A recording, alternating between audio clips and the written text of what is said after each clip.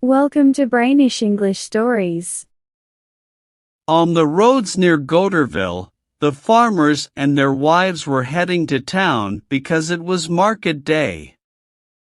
The men walked at an easy pace, their whole bodies moving with each step, their legs bent from hard work in the fields. They worked the plow, making their left shoulder go up and their body slant. They harvested grain, standing with their knees apart for balance. They did all kinds of slow and tough jobs on the farm. They wore blue shirts, shiny like they were coated, with a bit of white stitching at the neck and wrists. The shirts stuck out like balloons about to float away, with a head, 2 arms, and 2 feet poking out. Some of them led a cow or a calf with a rope. Their wives walked behind the animals, hitting them with a leafy branch to make them go faster. They carried big baskets with chicken or duck heads poking out. They walked with shorter, quicker steps than the men, their skinny bodies wrapped in thin shawls pinned over their flat chests. They had a white cloth on their heads, and a cap on top. Then a cart went by, pulled by a bumpy horse, with 2 men sitting side by side shaking like jelly. A woman sat behind, holding onto the cart to lessen the rough ride. In the town square at Goderville, there was a crowd of people and animals. You could see cattle horns, the tall hats with a lot of hair on them that rich farmers wore, and the head coverings of the farmer women. The voices were loud and high-pitched, making a constant, noisy sound. Sometimes, you'd hear a big laugh from a strong farmer or the long moo of a cow tied to a house wall. The air smelled like a stable, milk, manure, hay, and sweat, that strong, unpleasant smell of people and animals you often find in the countryside. Master Hotchcorn, who lived in Brut, had just come to Goderville and was walking to the square when he noticed a piece of string on the ground. He was a thrifty Norman, always looking to pick up things that might be useful. He bent down, even though his rheumatism made it painful. He picked up the thin string from the ground. However, he saw Master Malandane, the harness maker, standing in his doorway, watching him. They had a disagreement in the past about a halter, and they still held a grudge against each other. Master Hotchcorn felt a little embarrassed to be seen by his enemy, searching in the mud for a piece of string. He quickly hid it in his shirt and then in his pants pocket. He pretended to look for something else on the ground, although he didn't find anything, and then continued on to the market, hunched over due to his pain. He soon got lost in the noisy and bustling crowd. The farmers felt the cows, walked away, came back, looking very uncertain and afraid of being tricked. They never seemed to make up their minds, always watching the seller's eyes and trying to find problems with the animals. The women, after placing their big baskets on the ground, took out their chickens, which were tied together with their legs. The chickens looked scared with their red combs. They listened to offers, stuck to their prices, not saying much, and keeping a straight face. But sometimes, they would suddenly agree to a lower price and call out to the buyer as they walked away, saying, "Okay, Mast Anthem. You can have it." Gradually, the square emptied out, and when the church bells rang at noon, those who lived far away and couldn't go home went to the different inns. At Jourdain's Inn, the main room was full of customers, and the big yard outside was filled with all sorts of vehicles, carts, carriages, buggies, and other strange-looking vehicles, some in good shape, some patched up, with their shafts pointing to the sky, and others with their front ends low and their back ends high. The big fireplace was roaring with a bright, warm fire, and it made the people sitting on the right side of the table feel hot. 3 spits were turning around with chickens, pigeons, and lamb legs on them. A delicious smell of roasted meat and gravy dripping from the brown skin filled the room, making everyone happy and hungry. All the rich farmers and people who worked the land were eating at Mas Jourdain's Inn. He was the innkeeper and also sold horses, and he was a clever guy who had a lot of money. The dishes came and went quickly, just like the jugs of yellow cider. Everyone talked about their business, what they sold and bought, and they asked about the crops. The weather was good for vegetables, but a bit too wet for wheat. Suddenly, a drum started to beat in the yard in front of the inn. In an instant, everyone jumped up, except for a few who didn't care, and they all rushed to the door and windows with their mouths still full and napkins in hand. After a long drum roll, the town crier shouted in a strange way, making pauses at the wrong times. "Hey, people of Goderville, and everyone at the market, listen up. Between 9 and 10 this morning on the Buzzaville Road, somebody lost a black leather wallet with 500 francs and some business papers. If you find it, please take it to the mayor's office or give it to Master Fortune Welbreck of Manneville. They'll give you a reward of 20 francs. Then he left. They could still hear the distant sound of the drum and the crier's voice. After that, they started talking about the lost wallet and whether or not Master Hulbrecht would find it. And they finished their coffee when the police officer appeared in the doorway. The police officer asked, "Is Master Hotchcorn of Brut here?" Master Hotchcorn, who sat at the far end of the table, replied, "I'm here." The police officer said, "Master Hotchcorn, can you come with me to the mayor's office? The mayor wants to talk to you."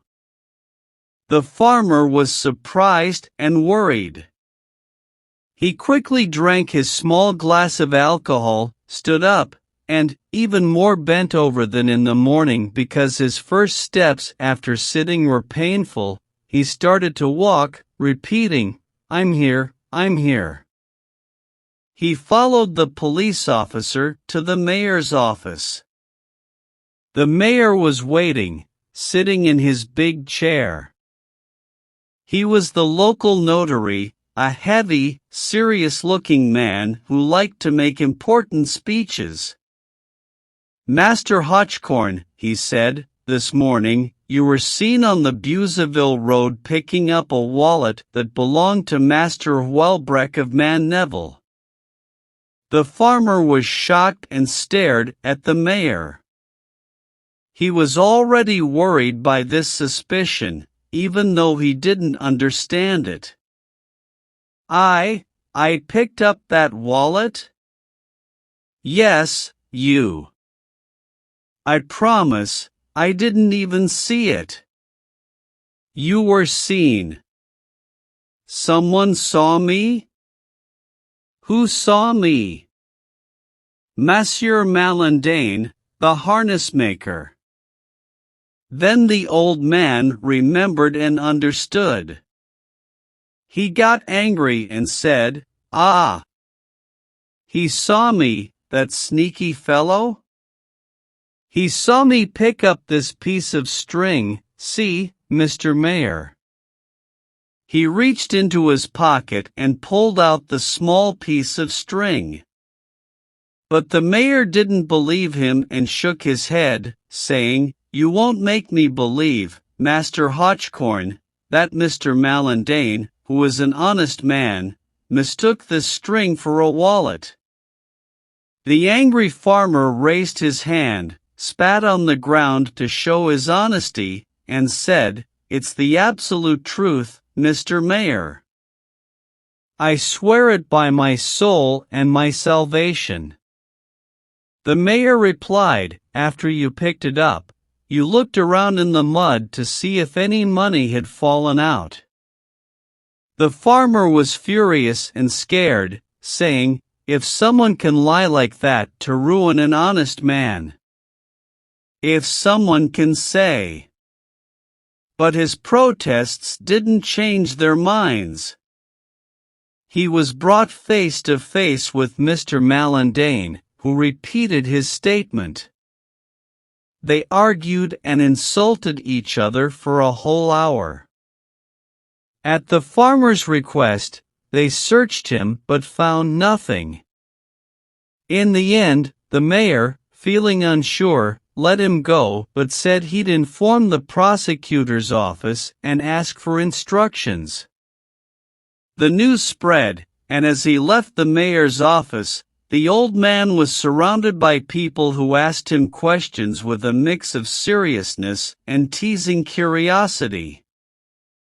However, no one seemed angry. He began to tell the story of the string, but they didn't believe him, they laughed. He walked away, stopping to talk to his acquaintances, repeating his story and showing his empty pockets to prove his innocence.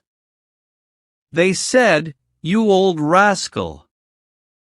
He got more and more frustrated, and he couldn't stop himself from getting angry, talking feverishly, and feeling desperate because nobody believed him. Night fell, and he had to go home. He walked with 3 neighbors, pointing out the place where he found the string and continuing to talk about his misfortune. In the evening, he went around the village of Brut to tell everyone about it, but no one believed him. He had a sleepless night, feeling sick over the whole situation. The next afternoon, around 1 o'clock, Marius Pommel, a farmhand who worked for Master Breton, a farmer from Imauville, returned the wallet and its contents to Master Houellebecq of Mandeville. He claimed he found it on the road but didn't know how to read, so he took it home and gave it to his employer. The news quickly spread, and Master Hotchcorn was informed about it. He set out immediately and began telling his story, now with the full ending. He felt triumphant. "What really hurt me," he said, "wasn't so much the wallet itself, but the false accusations. There's nothing more painful than being accused of lying." All day long, he talked about his adventure. He shared it with people he met on the roads, with folks at the wine shop, and even after church on the following Sunday. He'd even stop strangers to tell them. His mind was finally at ease, but something still bothered him, although he couldn't quite put his finger on it. People seemed to laugh as they listened. They didn't seem to believe him. He felt like people were talking about him behind his back. The following Tuesday, he went to the market in Goderville just so he could tell his story again. When Mallandane, the harness maker, saw him coming, he started laughing. Why? He tried talking to a farmer from Cricktot, but the farmer didn't let him finish. Instead, he poked him in the stomach and yelled in his face, "Go on, you old trickster."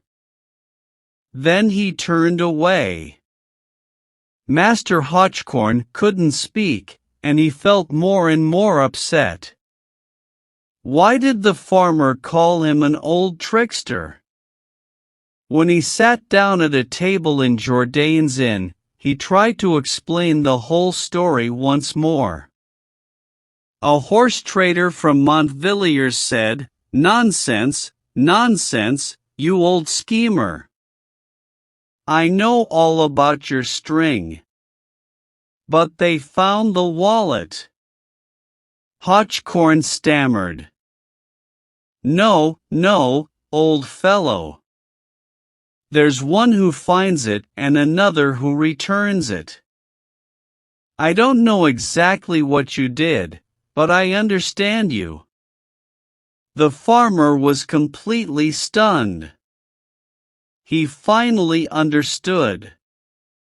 He was accused of sending the wallet back with the help of a partner, a collaborator. He tried to defend himself, but everyone at the table started laughing.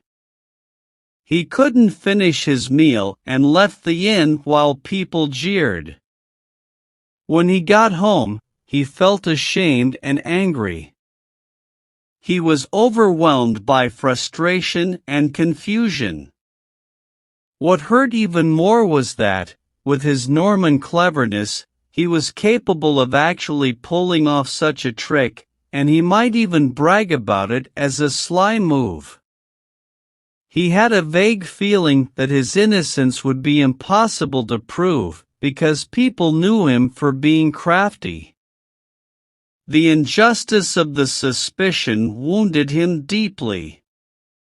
Then he started telling the story of the adventure all over again. Each day, he made the story longer, adding new arguments, more determined protests, and solemn oaths that he thought up during his solitary hours. His mind was entirely consumed by the story of the string. But the more complicated his defense and the more complex his arguments, the less people believed him.